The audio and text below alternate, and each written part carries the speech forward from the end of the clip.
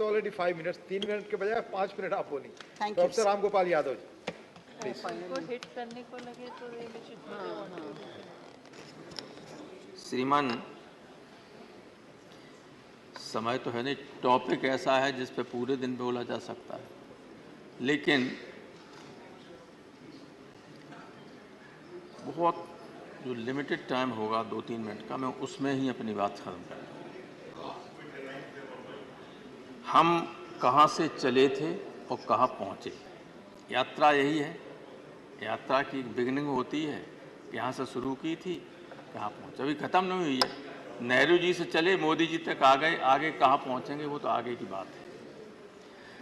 मैं 2-3-4 उदाहरण दूंगा, ये ज्ञान देने के लिए आज खड़ा नहीं हूँ। एक बार पंडित जवाहरलाल नेहरू प्रधानमंत्री थे, इलाहाबाद गए। समाजवादी युवजन सभा के लोग जनेश्वर मिश्र, मोहन सिंह, ब्रजभूषण तिवारी के नेतृत्व में उन्होंने काले झंडे दिखाए। नेहरू जी ने अपनी गाड़ी रुकवाई, उतर के आए, बोले इन लड़कों को बुलाओ, और पूछा कि भाई क्यों काले झंडे दिखा रहे। लड़कों ने कहा कि हमारे यूनिवर्सिटी की फीस बढ़ा दी और हॉस्टल की फीस बढ़ा दी, हम गरीब लड़के आसपास के गांव के जहाँ रहते हैं हॉस्टल में कोई पढ़ने की स्थिति में नहीं। नेहरू जी ने तब इस सेंट्रल यूनिवर्सिटी नहीं थी, लेकिन पंडित जी तो वहाँ के लिए कह ही सकते, तो कोई बात नहीं। नेहरू जी ने कहा कि भाई वाइस चांसलर को बुलाओ। बीसी से कहा कि आपने फीस क्यों बढ़ा दी, कल तक ये आदेश वापस हो जाना चाहिए। आदेश वापस हो गया।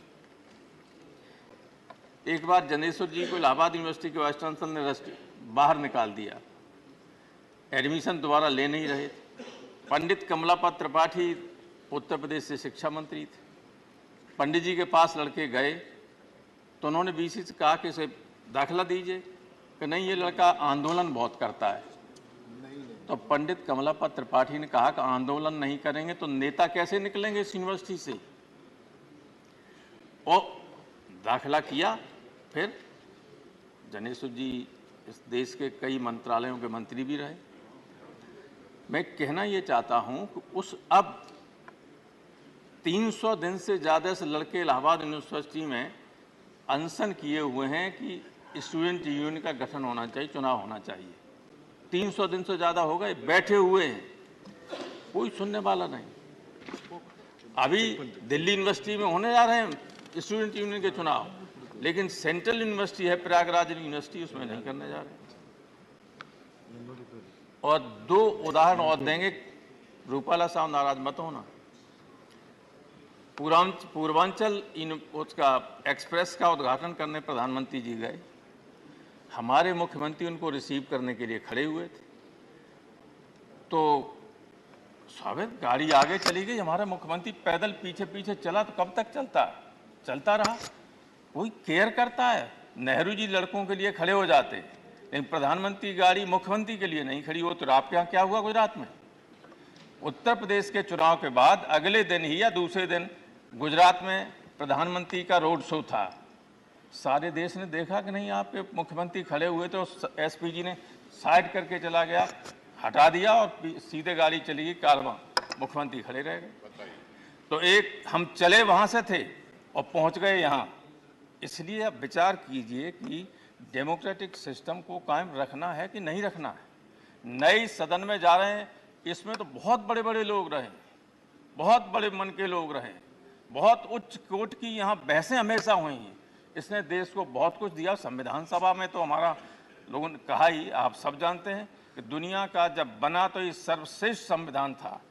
क्या हम उस संविधान को ठीक तरीके से रख सके, उसमें कुछ जोड़ सके? सिर्फ रोजाना घटाने का काम कर रहे हैं। अगर हम सत्ता में बैठे हुए लोग देश के हर व्यक्ति को संदेह की दृष्टि से देखेंगे तो काम नहीं चल सकता है। कानून बनता है कुछ चीज़ों को रोकने के लिए। कानून सारे देश की जनता को आतंकित करने के लिए नहीं बनाया जाता है। ऐसे ऐसे कानून बने, अपराधियों पर लगना चाहिए, आर्थिक अपराधियों पर लगना चाहिए, लेकिन कहीं व्याख्या नहीं है जिस पे चाहें, जिसको चाहें उस पर पुलिस जाके पकड़ लेगी, ईडी पहुंच जाएगी, ईडी पहुंच जाएगी। क्या ये संविधान कि मंशा संविधान निर्माताओं की इस तरह के कानून बनाने की रही थी कभी? कभी नहीं रही होगी। बहुत डेमोक्रेट थे और सारे लोग थे, और इस संसद में बैठकर भी इस तरह के कानून नहीं बने। कोटा बना, टाडा बना, सब बने, लेकिन वापस हुए कि नहीं हुए?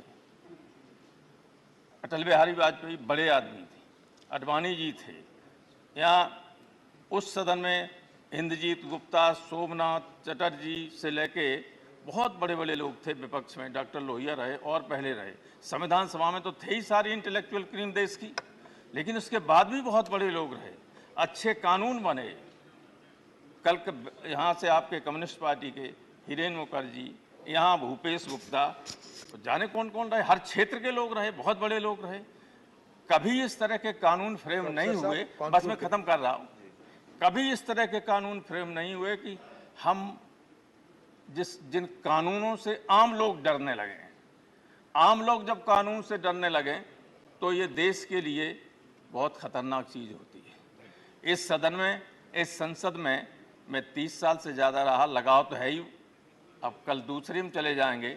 हम ईश्वर से यही प्रार्थना करें कि नए संसद भवन में जो भी आगे चल के नए लोग आएँ, उनमें से कुछ बड़े लोग पैदा हों और देश के संविधान को, देश की व्यवस्था को ठीक रास्ते पर ले चलें। Thank you sir. धन्यवाद। आपका वही लगाव वहाँ भी रहेगा, मुझे उम्मीद है। डॉक्टर